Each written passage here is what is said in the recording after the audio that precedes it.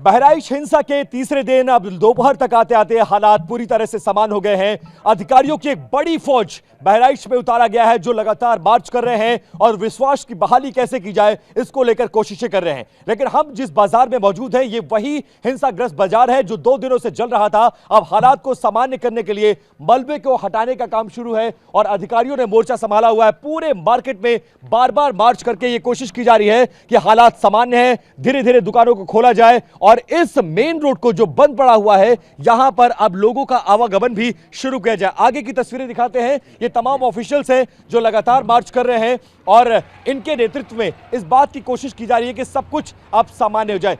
ये वो पूरा मार्केट है जो 2 दिनों से आपने देखा कि झुलस रहा था, जल रहा था और इस पूरे इलाके में बहुत हद तक हालात खराब थे।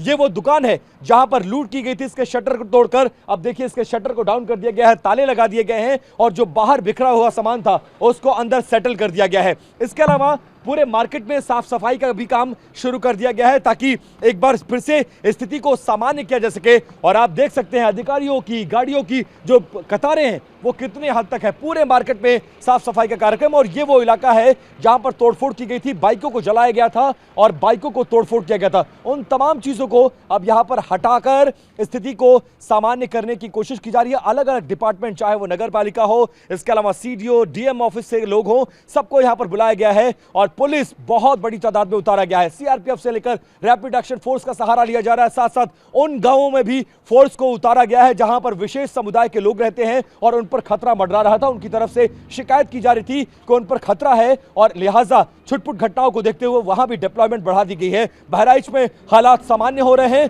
और माना यह जा रहा है कल तक इन दुकानों, इन बाजारों को भी खोलने की तरफ सरकार प्रयास करेगी। फिलहाल इंटरनेट को बंद रखा गया है, अफवाहों पर ना ध्यान देने की अपील की गई है और अधिकारियों ने सड़क पर मोर्चा संभाल लिया गया है। माना यह जा रहा है कि जिस तरह का एक्शन आज की तारीख में बहराइच में दिखाया जा रहा था, अगर ये एक्शन, ये तत्परता अगर दिखाई गई होती तो बहराइच हिंसा और दंगों की आग में नहीं जला होता।